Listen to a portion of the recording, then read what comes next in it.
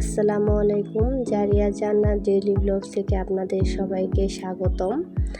আশা করি যে যেখান থেকে আমাদের এই ভিডিও দেখছেন সবাই ভালো আছেন, সুস্থ আছেন। দেখেন আমরা আজ একটু মার্কেটে যাচ্ছি। আমার মেয়েটা না আর কি আশেপাশে, আপনার রাস্তার আশেপাশে যে কোনো ফুল দেখলেই তাকে ছিঁড়তেই হবে, এই অবস্থা। দেখেন ও রাস্তার মধ্যে কি দুষ্টামি করছে। সে কোথাও বের হলে এত পরিমাণ খুশি হয়, তো আমিও তাকে নিয়ে যাই। তো আজ একটু যাচ্ছি, আমার ভাইয়া অনলাইনে একটি ঘি অর্ডার করেছিল, তো সেই জন্য আমরা ওটা আনতে যাচ্ছি। তো আমার বাবা একটু অসুস্থ, তার হার্টের সমস্যা, তো তাকে ডাক্তার ঘি খেতে বলছে। ওই কারণে ভাইয়া আপনার অনলাইনে অর্ডার করছে ঘি।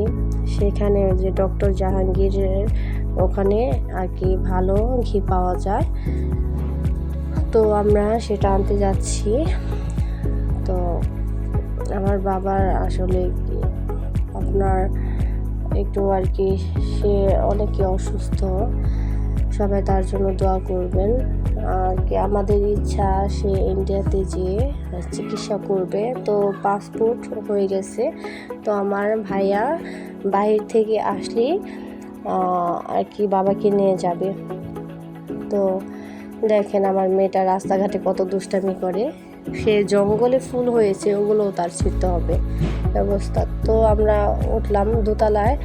আপনার সব অনলাইনে জিনিসপত্র যারা অর্ডার করে সব দোতলায় তারা একটি রুমের মধ্যে জমা করে একজন এসে তাদের কাছ থেকে নিয়ে যায়।